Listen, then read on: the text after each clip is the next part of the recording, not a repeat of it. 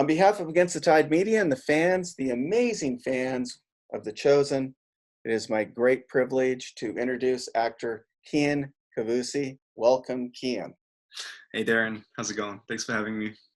Hey, it's great to have you, and we appreciate your time. And look, thanks so much for being here today.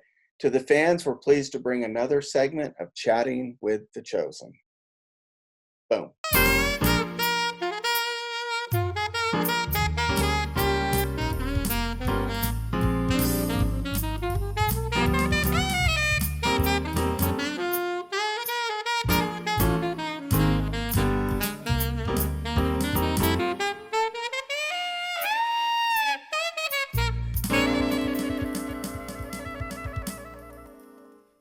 We're going to do something a little different today and start with a question by one of the fans.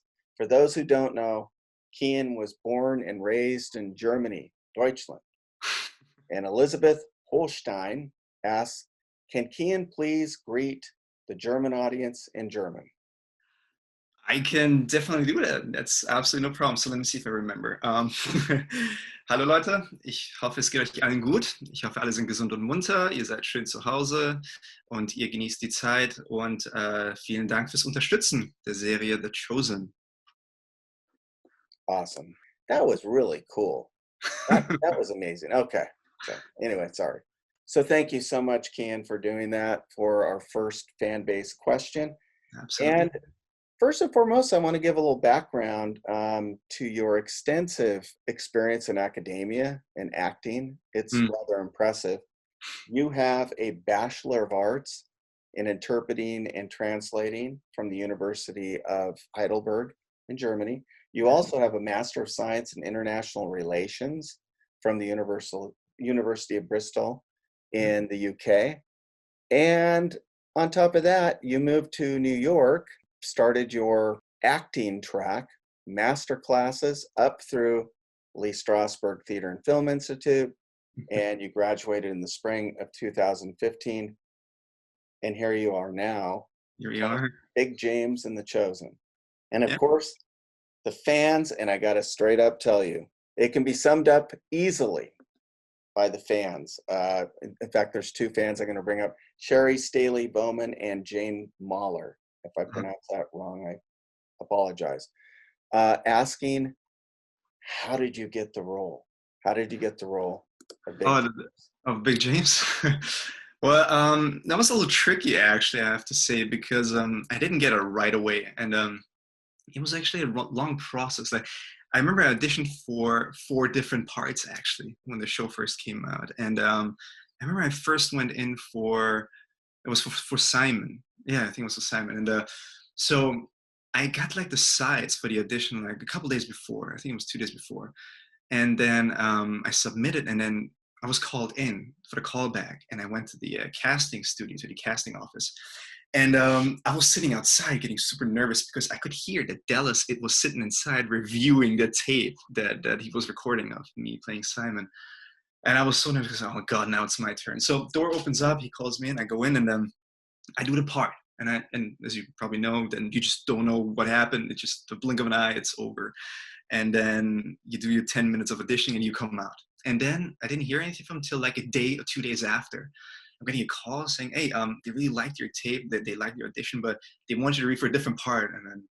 And you know, you're like heartbroken at the beginning. It's like, oh no, I still wanted to play Simon, but now it's someone else. And then what is it? And then it's Andrew. I'm like, okay, so let's see, because so far with the sides that I got for Simon, I was really impressed because the writing, it was just fluent. It was just all easy to right away memorize because it was like 3 chunks of scenes, and it was a lot for an audition, but I right away could like memorize everything because it was just so self-explanatory. I didn't need to put too much into it, learning wise. And then I went in for Andrew, and then I came out, and then I see that, okay, I still didn't hear anything from them. And then again, 2-3 days pass, and then I'm getting a call again. Hey, again, they liked you, but this time you're going in for a different part. I'm like, oh dear God, what is this? What? Just help me out. And then nerves blank, hands shaking, you going in the 3rd time. And then this time it was for Matthew. So I did my best way I could do. And then I came out, nothing. quiet. I was like, okay, I guess that didn't work out. And then a couple months passed, months actually. I think it was like 3 months, 2, 3 months.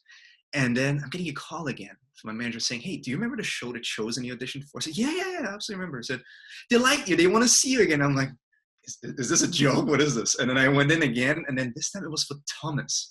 I don't know if you remember, and he played at the wedding, at the ceremony with the wine. I don't want to spoil too much, but he was playing the character. And then I went in and I was like, okay, let's see what I can do with this. It was a total change. And I could see that this was not anymore one of those, in the umbrella of like how the characters were written at the beginning. This was like something that came additionally to it. I could kind of read that in between the lines. And then I went in and I did it.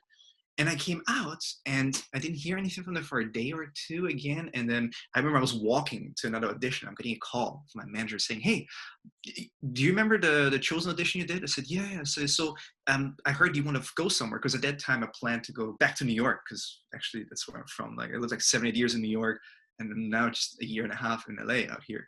And then she was like, where are you going? I said, I'm actually planning to go to New York. So you might want to change your ticket to Texas. I'm like, what's in Texas? And he goes like, you just booked the Chosen. I'm like, that's amazing. And then he's like, you booked the role of James. I said, who's James? Like, I was like, wait, I didn't audition for any of them. And then I auditioned for all kinds of other characters, but never for James. And then he said, yeah, they really wanted you for James. They found the perfect role for you. And I was at the beginning not very sure like where this is going. Like, what is this? Who am I? What am I supposed to play? Because after that, everything went so fast. Like, because when they auditioned me, it was already at the point when they kind of saw everyone and they kind of made up their mind who they wanted. That was more like an option of like, who else can he play? Because I came late to the auditions. But I could see that Dallas was trying everything to put me in, because, he has this tick of chewing the pen.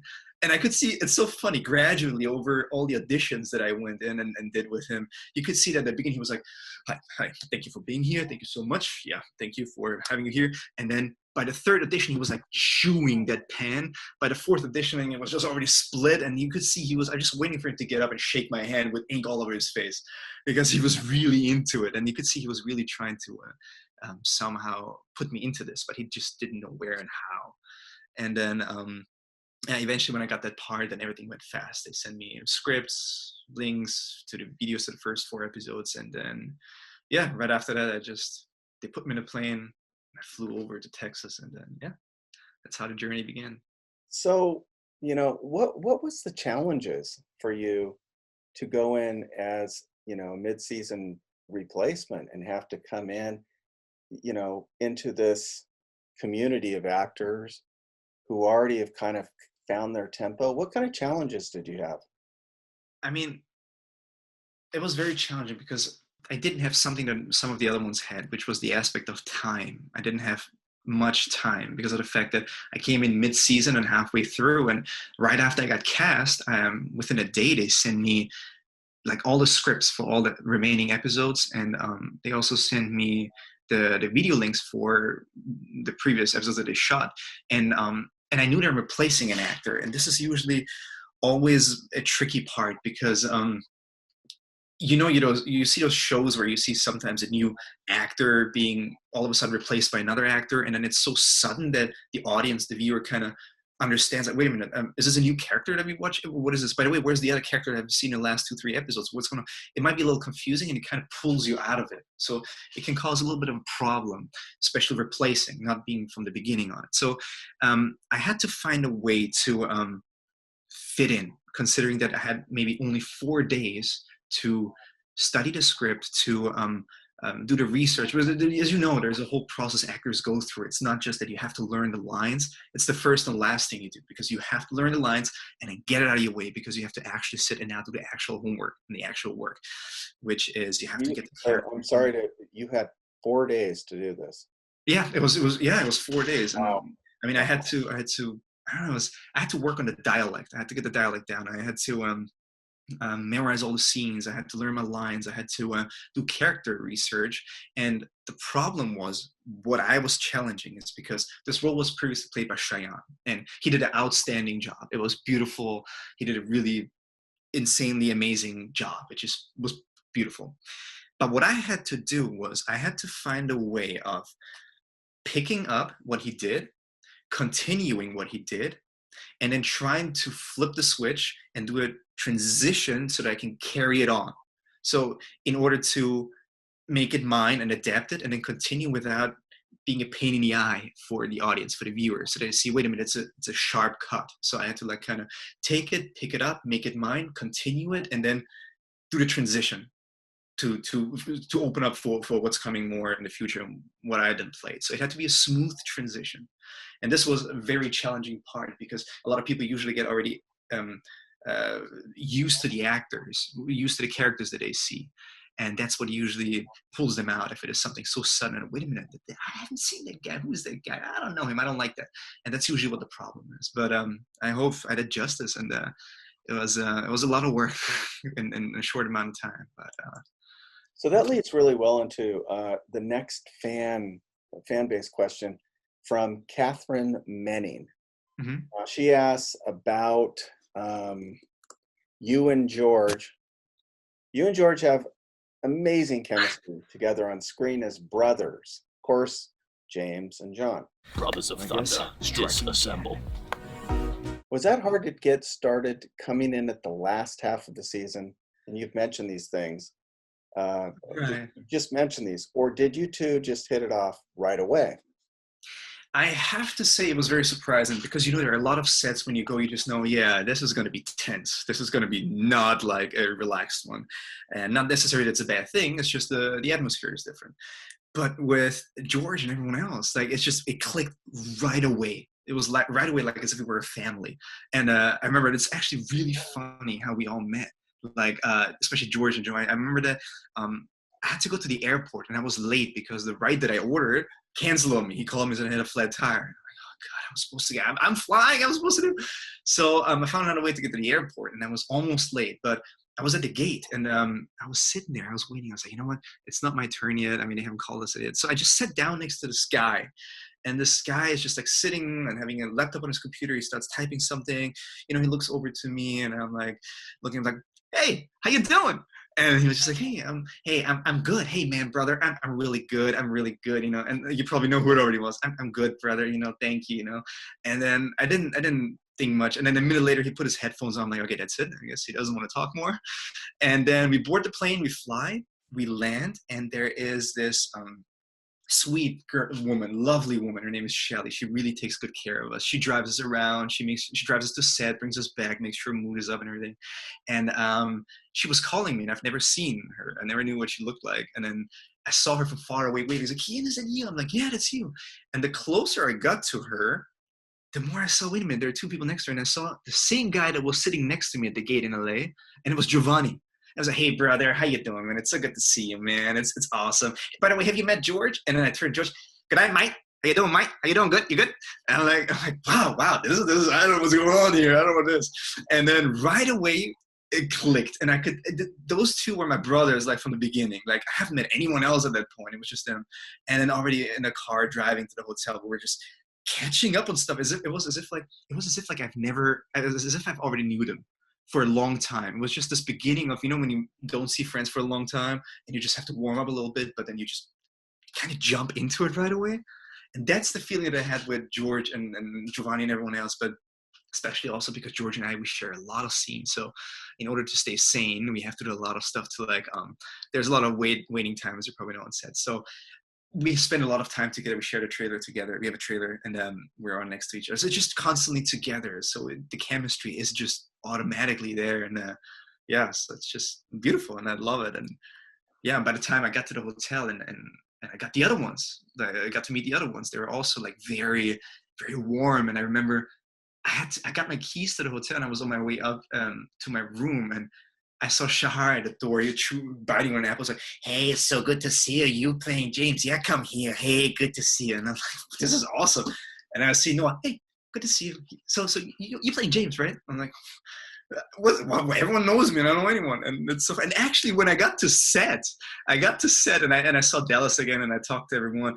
And then there's this guy coming next to me. He was like, hey, so you're Kian, right? I'm like, yeah. So you're one of the actors. I'm like, yeah, I'm one of the actors. Yeah, and you are? He goes, I'm Justin. I'm like, oh, you're Justin. I'm like, hey, I heard so much about you already.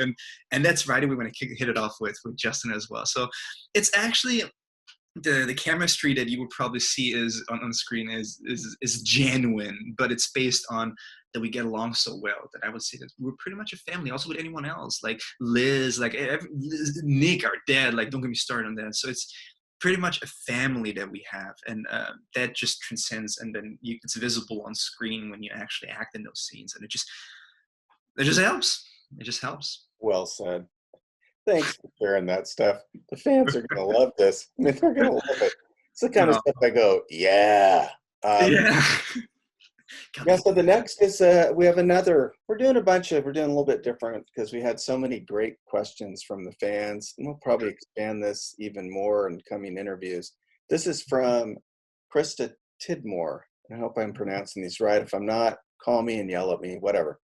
Asks, Kian, how was your role as Big James, or even the project as a whole? How has it impacted you in ways that you weren't expecting? Oh, that's a really good question, actually. I think I would approach it this way, that a while back, we had an interview with the director and some cast members, and it was actually a topic that came up, how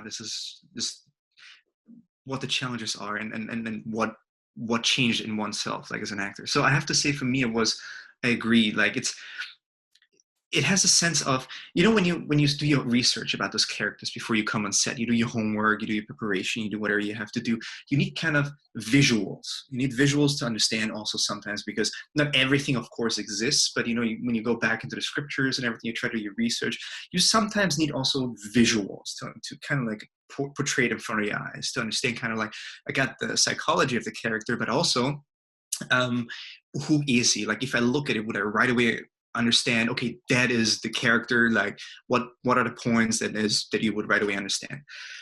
But what I understood throughout the entire time of research is that those characters that we always see are always so far portrayed very in a static way, very statue-like. Which means, like, when you go to church, or when you like look up visuals, images, you always see them as very in a posture, trying to express an emotion or a feeling. So it's always like in a statue form of way. Now you have to bring this to life. When we were on set and we were filming, and the more we got into filming and the more we progressed in the last half of the season, for me, what I understood is that those characters are actually real human beings. We have a tax collector. He has to collect tax. He has pressure from above. He has a nightmare. He has problems of his own. We have a fisherman, and his best friend, brother, they have to fish for their life, because if they don't, they can't survive. They can't provide for family. They might lose the roof over their head. They have to catch every fish they can from the ocean, even if it means they have to a certain extent, commit a crime. And even if they risk of losing everything, they have to do certain things. So what does it mean? Those people have actual problems. They're actual human beings with situations. They hope for a miracle. They hope for something. They hope for better days. They wish for something. So if you put it into a contemporary aspect, it's also pretty much what we have today.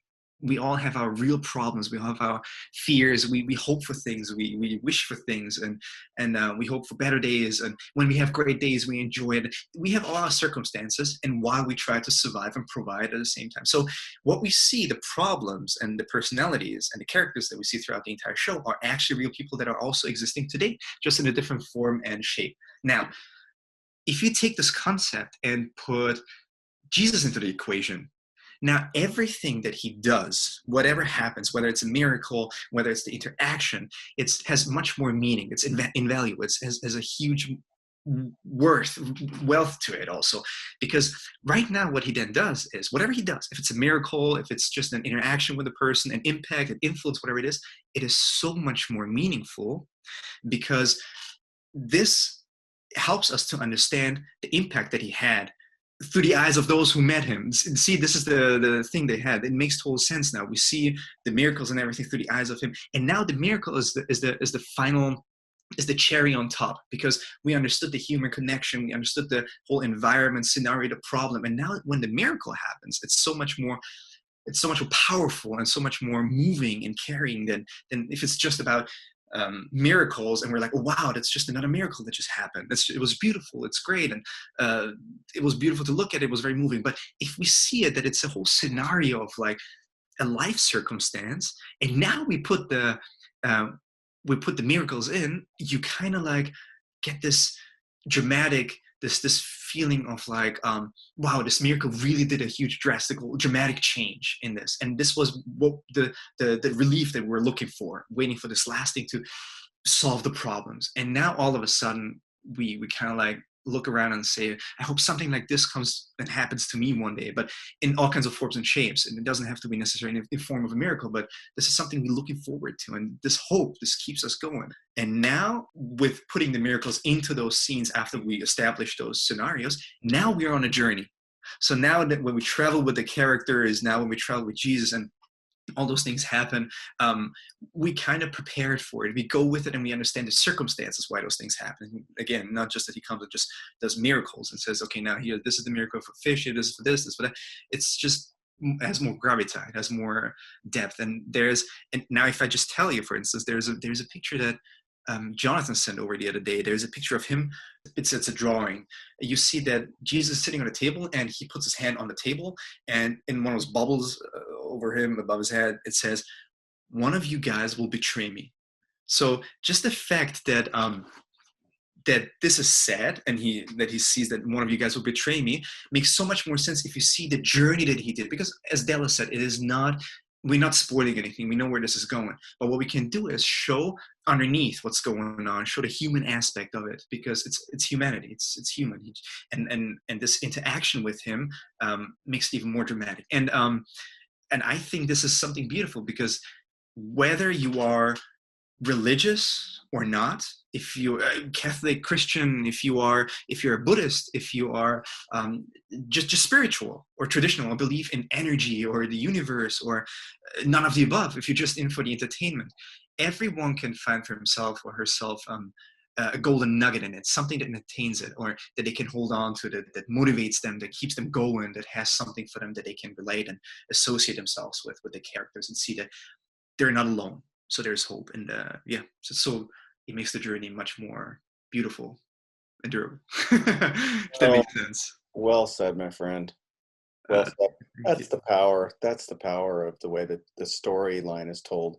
The Chosen is that all the characters embody all these things: fear, confusion, finding my place, detachment from family. Who am I? I'm a tax collector. Where am I going?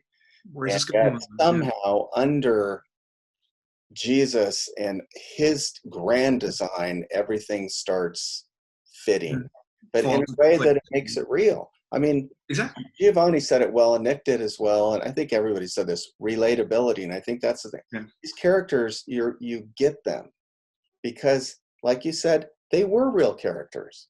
These were real people.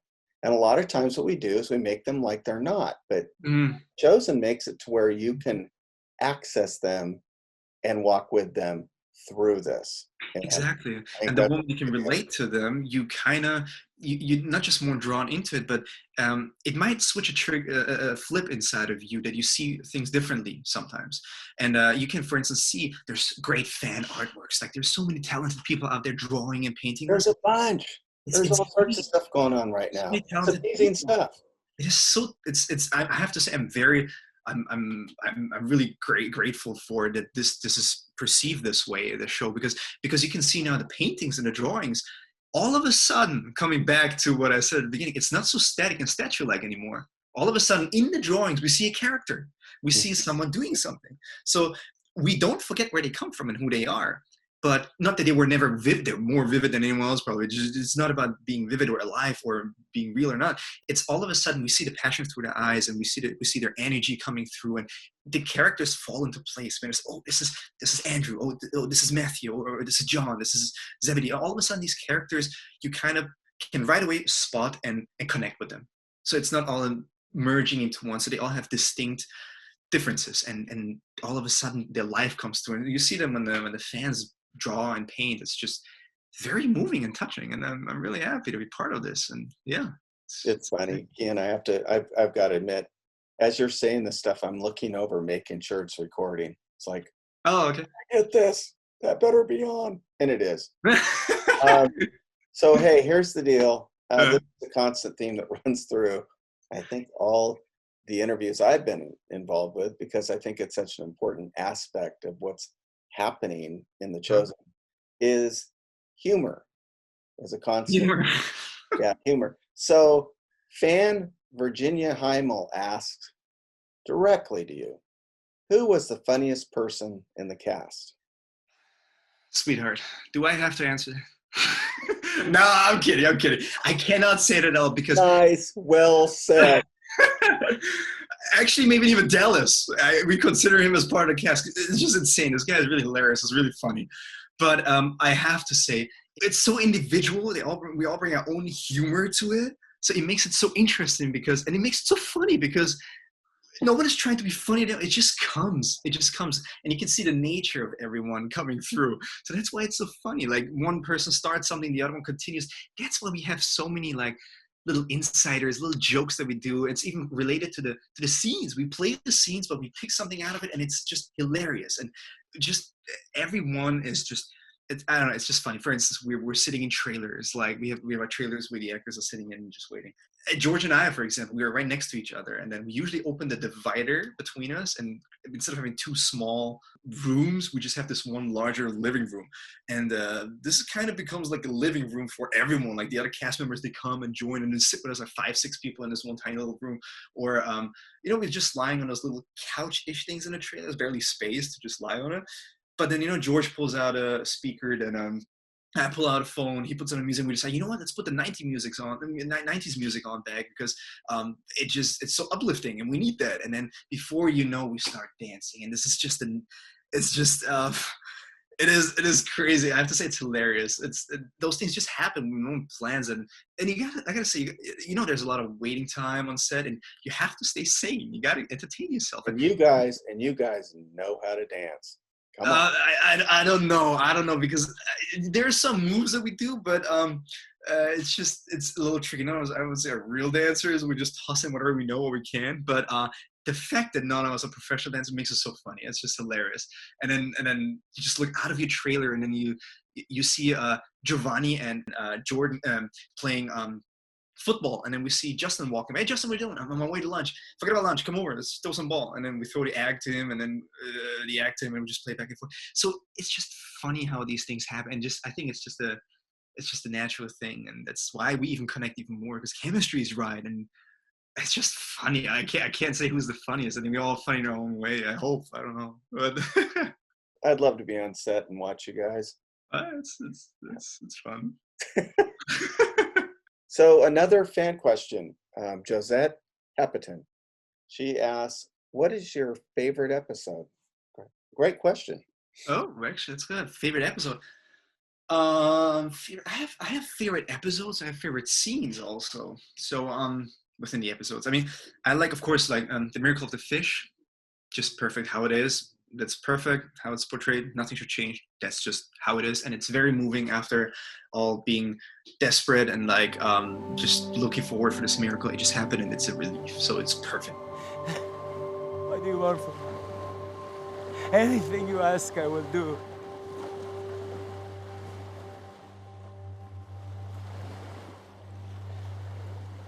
Follow me.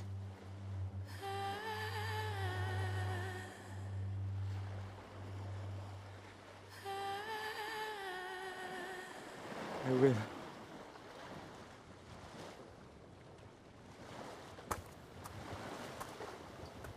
Rabbi.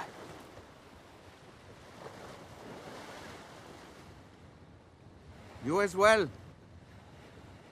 Yes, you, James and John. Come, follow me.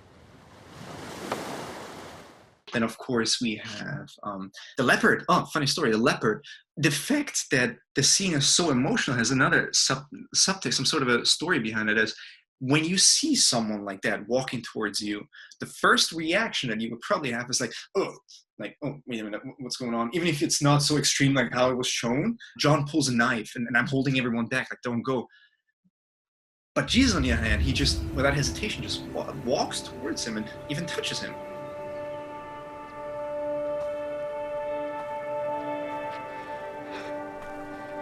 Please. Please.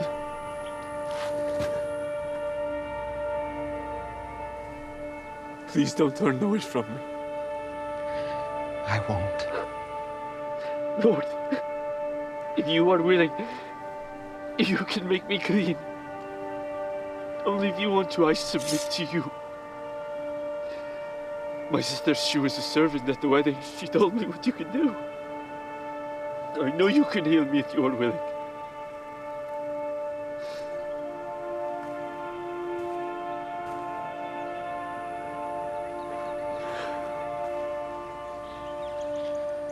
I am willing.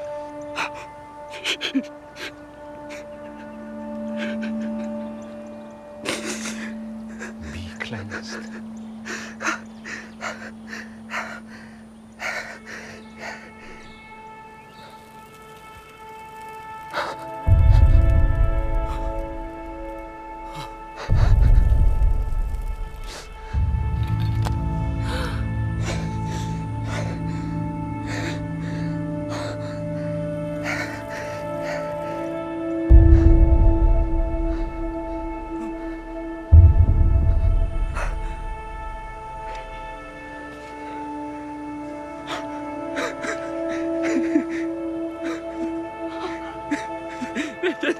Thank you.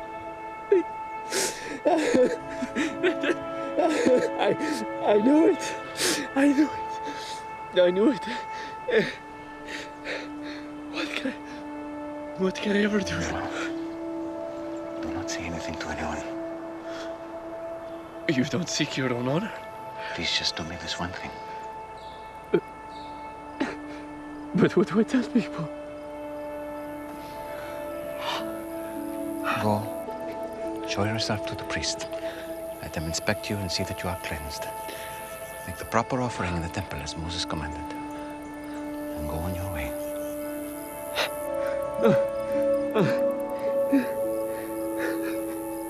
Who has an extra tunic? By the end of the scene, we're all kind of converted, like in a way. We're all now also going towards him. I think it's Thaddeus. He gives his robe, his thing that he has on top to him to wear. So all of a sudden, it's a human change again. So that's why I think the leopard scene was also powerful. Of course, the paralytic, the paralyzed one coming down through the roof. It's such a stressful scene because see, Jesus is talking like right now to all these people. It's in Zebedee's house, and we're all sitting there and listening to him, to his words, and all of a sudden this urgent thing comes that you have to heal him, and they just rip open the roof and just bring him down, like, you know, let him down, and then we're just grabbing it. And the fact that there's so much stress and so much pressure going on, and he's trying to open eyes, he does this miracle in between, and it's so powerful, and it's so moving, and it's so well played and so well done that I think that's another one that is really, really, really powerful.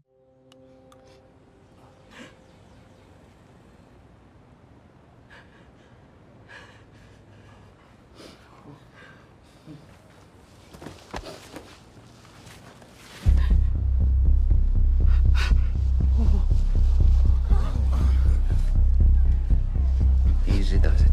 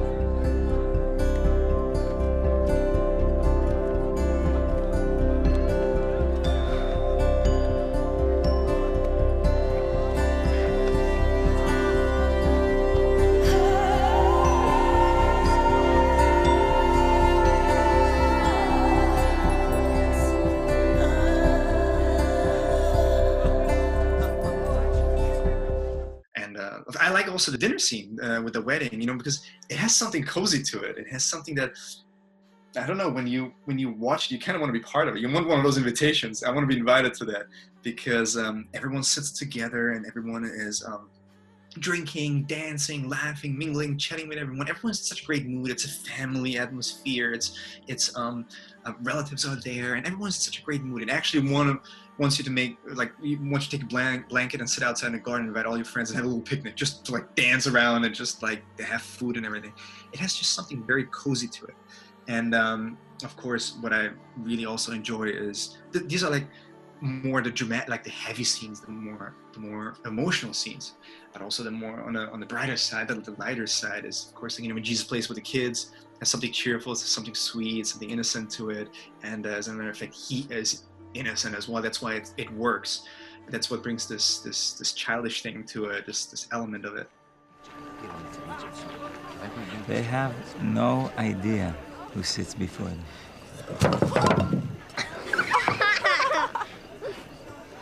To be a child again, yes?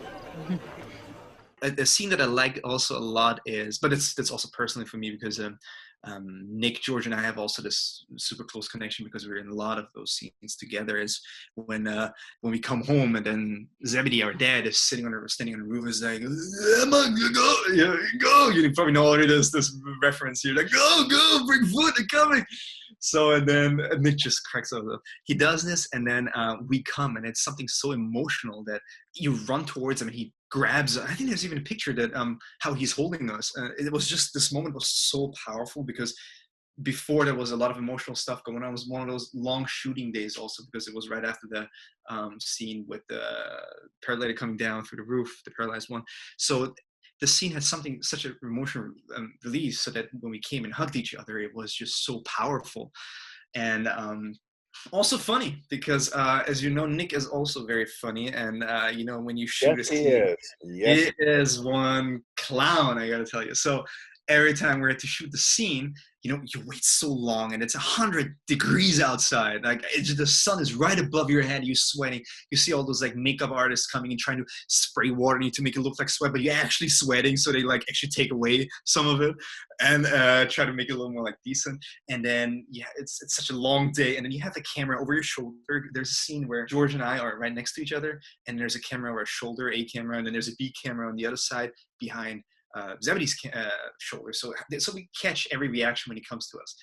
And there's a scene when he walks to us and he says, "You know what? I'm going to do something totally different this time."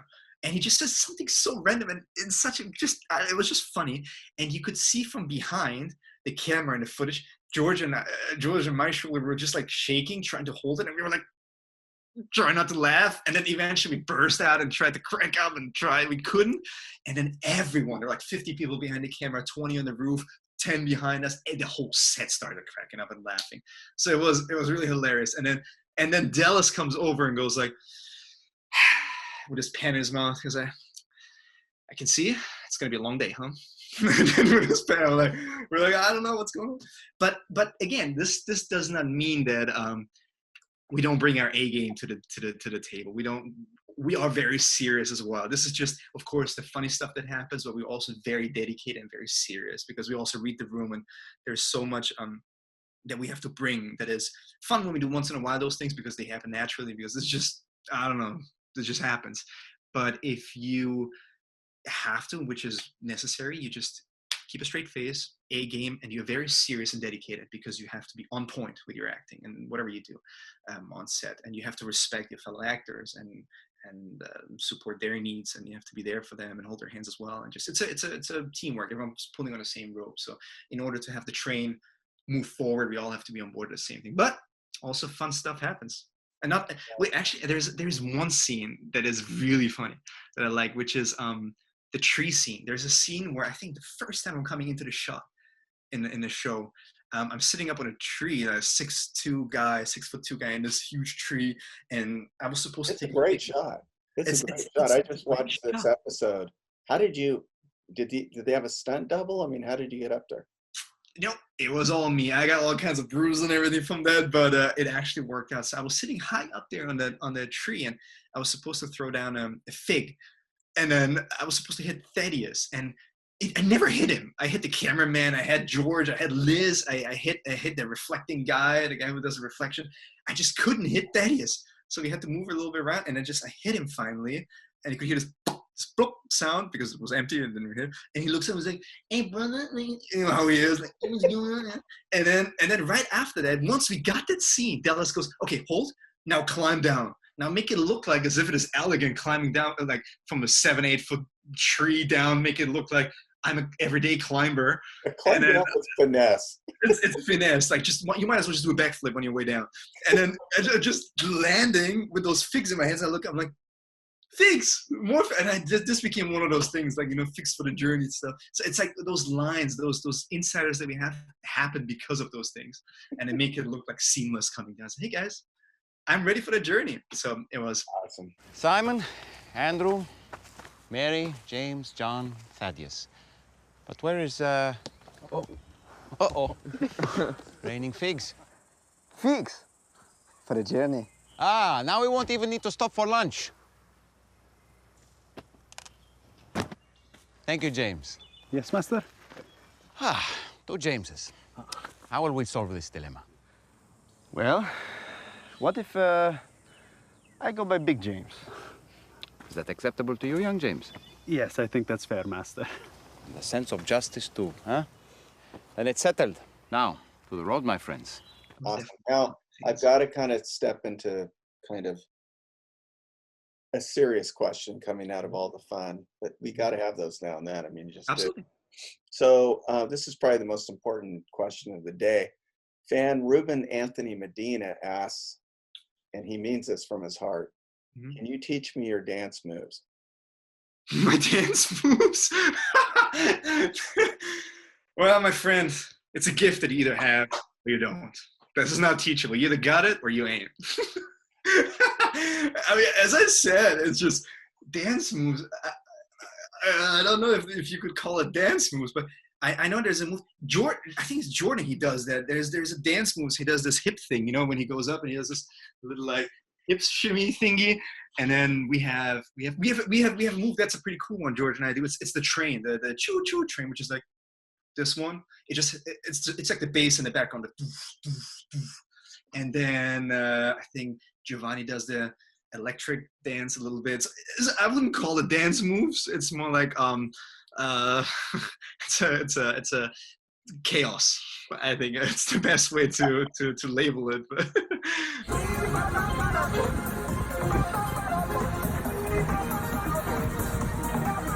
But I think that's just the reason why it's so funny, because none of us actually know how to dance, but like that. But yeah, if you want, you can come and sit. We can just do a little medley with you. We can teach you a little private lessons if you want. I charge $20 an hour. I'll let you guys work that out between yourselves. So we always do this at the end, and I think it's important is we always allow the guest to have the last word. And so today, Kian, what would you like to leave with the fans? And first of all, I have to say thank you. There is no way around this. This is just all because of you. Your contribution and your passion, and you watching it matters so much on every level. I mean, from an actor's perspective, it's just what we love to do. It gives us the opportunity, the platform, the chance to do what we do the best, what we love to do, what we can do, what we want to do. And you provide this opportunity for us by watching it. But also the fact that you contribute so much, whether you pay forward for it or not, or if you just let someone else watch it. So it's just the fact that you can connect, and the fact that it just helps so much tremendously the vision of the director and the producers and the writers, because like Dallas and Amanda and the writers and producers, they are up all day, all night writing the script, doing drafts, rewriting it, changing, trying to be accurate to the whole gospel and the scriptures, and at the same time try to bring his vision through to it to make it as real, but also his version that he had in mind. So ultimately it's a help, whatever you do, if you just press and watch, because see, here's the circle that ends again, that meets again, the human aspect thing. Again, no matter where you are in the world, you get a chance to watch it. You get to chance to relate. You're not alone. You have hope. And you see that when Dallas is putting so much energy into it, and also everyone else, Amanda, writers, directors, it just gives the opportunity to bring more to you. Like, it's not about us in the foreground. It's just, we're portraying this, and we're trying to show the version of the director, but it's what you were looking forward to, and we would love to provide more. And it's just, that's why every kind of help in every shape and form helps, whether it's a financial one, whether it's a just being with us and just watching it and just cheering with us and just enjoying it in any kinds of version. This is moving us forward, and it's has my deepest respect, and I'm grateful, and I am so thankful for everything, and to stay as amazing as they are. And whatever you do in life, do it with passion, do it with love, do it with conviction. If you believe it, whatever you do will happen. So thank you so much for everything. Kian, thank you so much for this time that we've shared, and I hope we get to hang out someday together, because I got absolutely. I got some bad dance moves I got to show you. I want to see. I'm going to be in the back sipping on pina colada, watching you probably do break my other hip on that one. But thanks so much for your time, and we appreciate all that you're doing. And fans of The Chosen, I'm sure that you're going to dig this, and you've loved this time with Kian, and more to come. Thanks so much. Everybody be safe. Love you all. Thanks so much, Tide Production, Tide Media Production. Stay safe. I'll see you guys soon. And out. And out!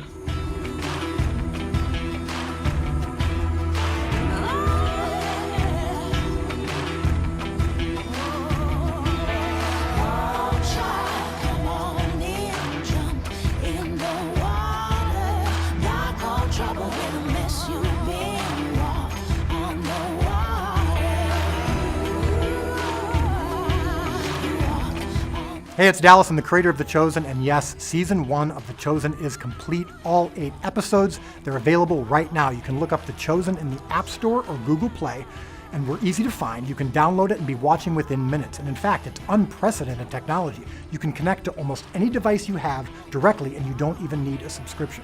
So I hope you'll check out season 1 of The Chosen right now.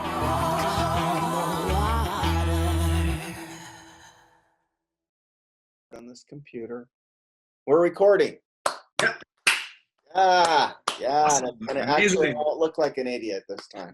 Woo! Woo! Okay. So, anyway. I invented it.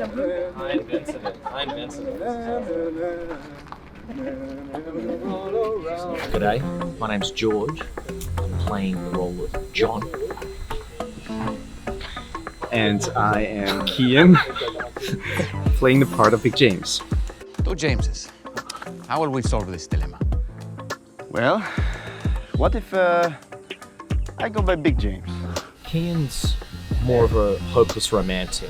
So your big James is more of a hopeless romantic, whereas little James is a little bit rougher around the edges. So that's how we tell the difference between the two. There's also the height thing, the big, little. Pretty much. That's also another way to tell. A little competition right there. I mean, that personality trait is a huge way.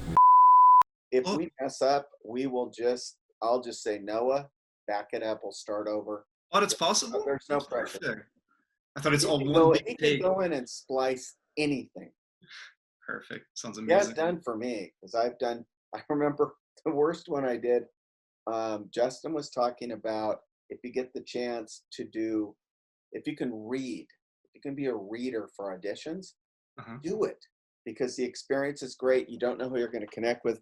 And I said, I thought I was being all cool. I said, Harrison Ford did that, and he did a pretty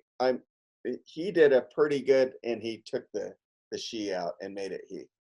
I called Harrison Ford a girl. No way. That is, well, that's him. That's amazing, actually. Yeah.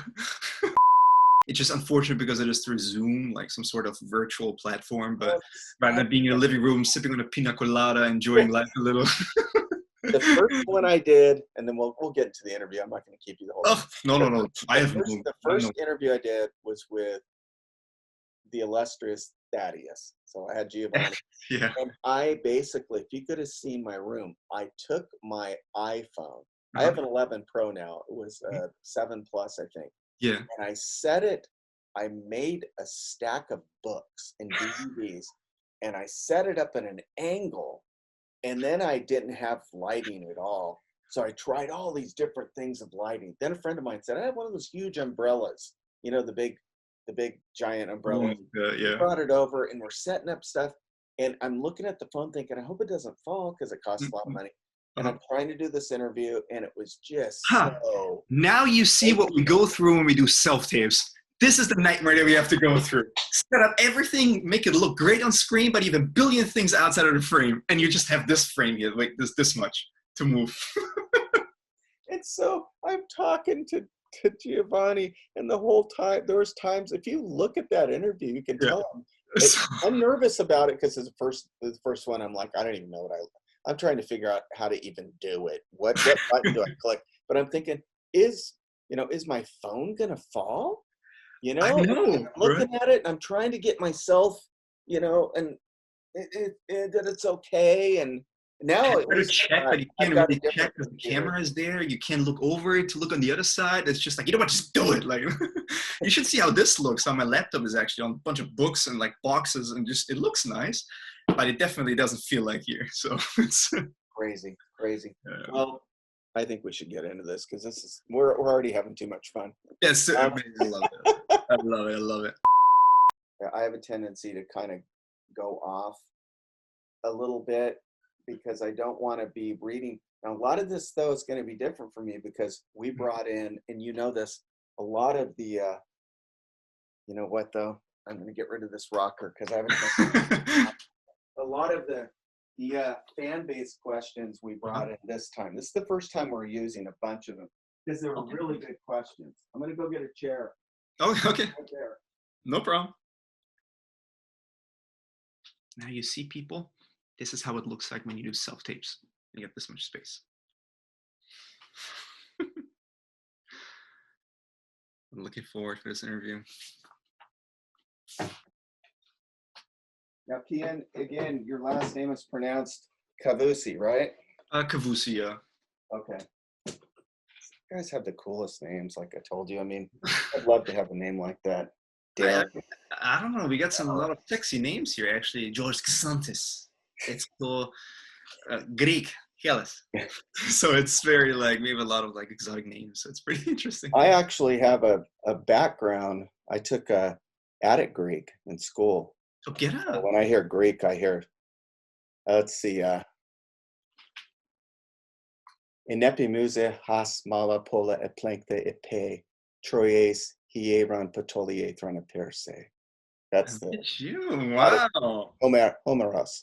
That's amazing. Wow. Did you tell George that? Because he's all No, I didn't tell him. I didn't want him to think I was too weird. No, I mean, no. You would go on. Oh, let's talk in Greek. No, I mean, Greek to me was, I was so, I love the way it sounds. And of course, the New Testament is written in Koine or common. Oh, right. Koine Greek. So, in our K ein halagos. Ka ein halagos. Pros antean. Kai ein halagos. Theos. Kata ioning. So John's gospel in the beginning, date of the time at which, you can go through that and parse it. And that's exactly what it says. In the beginning was the Word, and the Word was with God. The Word was God. No, I'm sorry. The Word was with God, and the Word was God. Perfect, indicative, active, third person, singular. So the verb. So, and that's exactly what the Bible says. Ah, there you go. No doubt. Anyway, with that being said, yeah, let's get into this. I always, my rocker, my wife told me, she goes, because there's the interview with George, there's this place where I'm talking to him and I start going, and then my hat starts, because I used the blurred effect, my hat starts completely being cased in a blur. You can almost see my head, and then I come back. She's like, get rid of the rocker and sit in a chair. So that's what I'm going to do. Oh, that's good. Thanks so much for being here today, Kian. And to the fans, we're pleased to bring you another amazing interview. Dang, sorry. I had looked at The Chosen, but I was kind of on the fringe with it because I'm so tainted about Christian entertainment. Trust me. Yeah. And I looked at it and I'm like, wow. You realize, right? You guys are the only ones that actually going through the process of getting everyone, because I don't know what it is. You guys are so I don't know if it's because you guys are so likable or so supportive. We all want to do this, like one by one. I remember when Nick's interview came out, I texted him, said, "Hey man, awesome interview." He's like, "Hey, you want to do it too? I can just give him a call." I'm like, I mean, I didn't mean to I just want to say like good interview. And he said, "No, I think they would be happy." I'm like, okay, so just give him a call. And then you guys are the ones getting everyone. Like, it's like so special. It should be somehow included in DVD or something. It's been such a great connection with you guys. I mean, seriously, I mean this from my heart. I mean, I'm not only doing this whole interview, I'm making friends right now. That was really cool. That was amazing. Okay. So anyway, sorry. Yeah. So now we're getting into.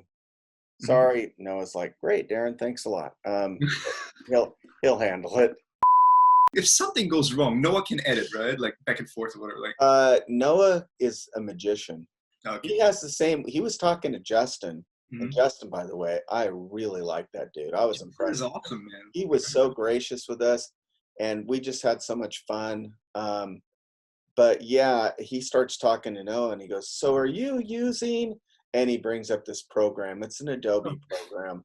And Noah goes, "Yeah, I use that." And he goes, "Well, you know, have you ever used this to do?" And they go into all this technical talk. And I'm like listening to, Noah's 13 years old. It's impressive. I can't understand it. When I see the interviews with the other ones, I'm like, he's editing and putting all the clips in. So I have to kind of make life easy for him, because this guy is like editing the crap out of it. It's making it amazing. Then, of course, we have the leopard. Oh, funny story. The leopard. And out. Awesome, bro. Was that okay in a way? Or? Awesome. Killer. I'm not kidding you. I loved it. I was just like, what? It's like, I'll just let him go. I loved it. I thought there was just a lot of, the fans are going to like this. The fans want to feel what you did and see what you did, and you gave it to them. And that's, what else can be done? Because honestly, I also want to do this to because you put so much energy and effort into it, so it should be also something that you want, that you have in mind, that you really want to do. So absolutely, I follow your vision, your guide of what do you want to hear, what do you want to talk about, anything. Nailed it. You just nailed it. The thing is that, like I told you, we want to see you. We want to hear from you. You were there. You've got information on this that nobody else does, and it's obviously made an impact on your life, which hopefully it has, and it most assuredly has. But yeah, that's just. I know, right? It makes me seriously, Kian. When I leave these interviews, I'm like, I have trouble sleeping. Interviews, I get so jazzed, because to see the energy and where it's coming from, and what this means to the cast, what you guys are really trying to do, it makes me, as someone that loves film, and I think film is such a powerful, it's where people go for truth nowadays. It's unfortunate, but the theater is Virgil, the theater is Homer, the theater is Dante, it's Chaucer, it's Shakespeare. It's where we go to find meaning. And there's just a lot of lies going on right now. There's great lies going on. So it's nice to see The Chosen is actually doing something, I think, that is revolutionary. They're making the Bible attractive, and isn't it? This is what I feel. That's why I was thinking earlier about this whole static and like this statue like thing, because as you said, it makes it so attractive. Because honest to God, I don't know if back then when I was doing the research for it, I was watching, I'm like, this is so not satisfying. Not that the pictures and postures, not like a position, whatever, are not like appealing. It's nothing like that.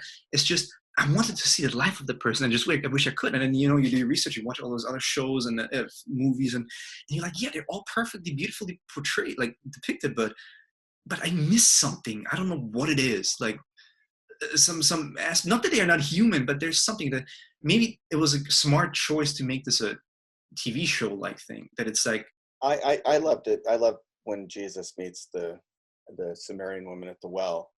And oh yeah. he's just, and of course he tells the disciples, go in, get into town. I got That's another one. Yeah.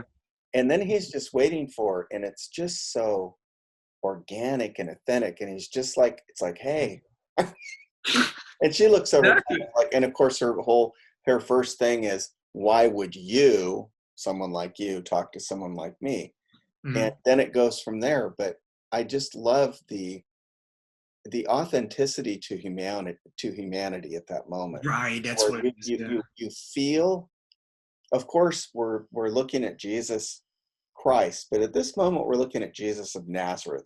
We're looking at a guy that's getting people, that he's going to walk various places, do teachings, and then slowly reveal himself to the world. But I just love when he's just sitting there, and the look he gives her is kind of like, I got this. I got this. Yeah, it has this confidence. It's almost like this is going to be fun. Exactly.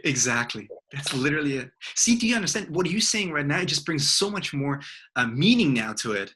Like if this would be just a regular, I don't know, show or film, whatever, saying those things is just like a given. Like we know, like what he is, who he is, how he is, and where this is going. But the fact that we're actually living with him, and he leans back and he goes like, I get this, I know what's good. All of a sudden it makes sense. That's also with the same paint, with the picture where he puts his hand on the table and goes like, one of you guys will betray me. And then you look around and everyone's like, yeah. Like, and you know what? So much meaning. Yeah. And you know what? All this stuff that we're dealing with happened, and it's kind of it's like we set up almost, I don't know, a stick man that we carry around for Bible stuff and go, look, here's Jesus, instead of having Jesus be a real fleshed out human being. I love the scene where the wedding scene, in the whole wedding sequence at Cana is awesome, where he meets his mom and just lifts her off the ground. Yeah. It's like, it's his mom. Yeah. Exactly. Actually, Josephus, who was a hostile witness, Josephus said to something to the fact that he was tall, had a weird gait to him, but he was a carpenter. This guy he was not meek. He wasn't, when we say meek, we need meek of spirit at times, not physically. This guy probably was pretty stout for being what he was. But when he lifts her off the ground and hugs her, and you're just like, at that moment, it's Jesus of Nazareth, it's Jesus Christ, but he's with his mom. And exactly. And all of a sudden, the title is not so much in the front; it's more and more his humanity, his inside coming out to this. You know what I mean? Like this authenticity of who he is. I get it. Well said. Anyway, I got to give you a huge thumbs up. You guys rock. All of you guys. I'm not kidding you.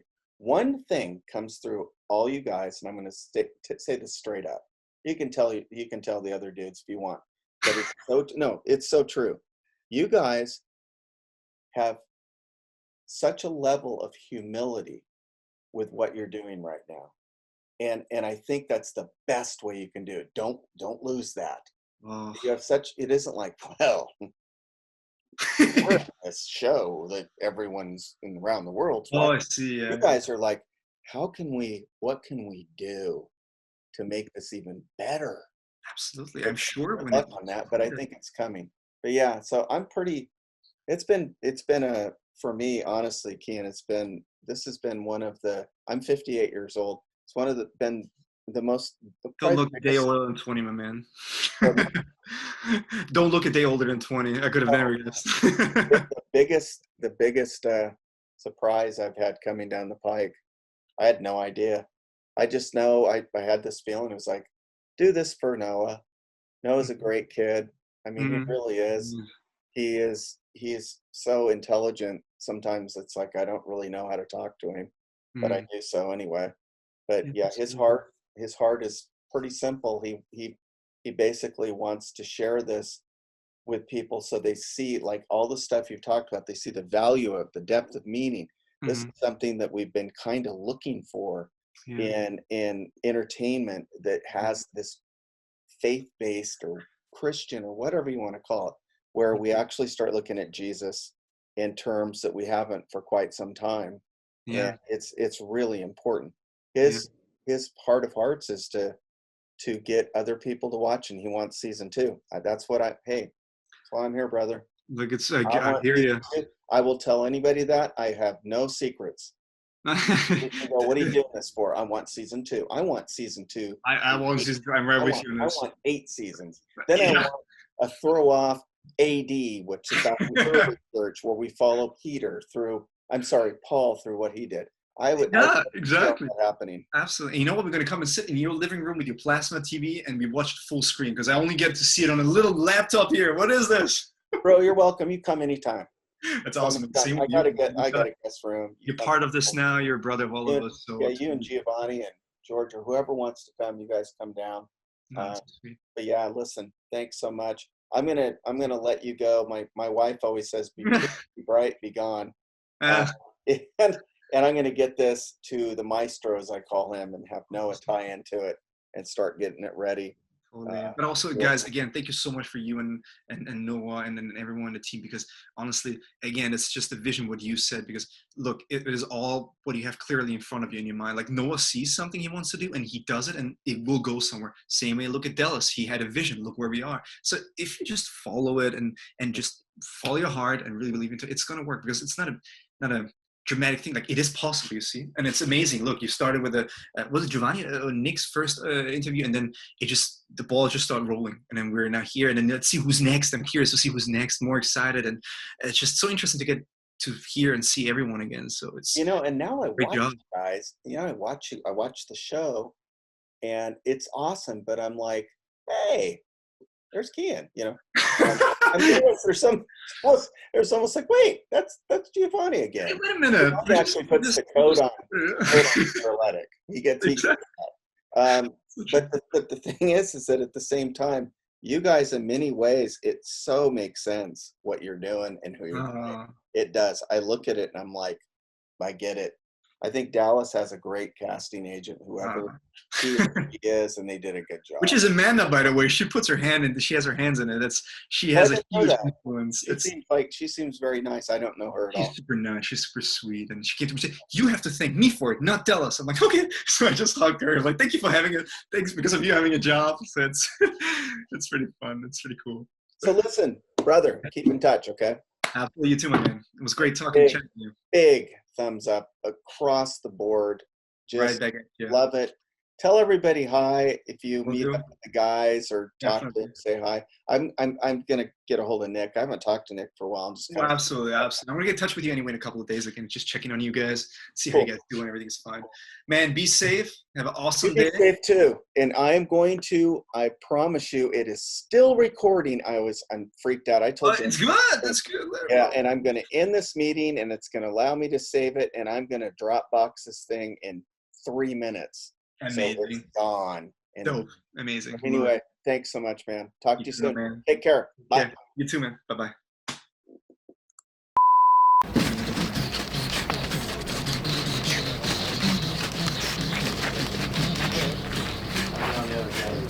Are we waiting for people?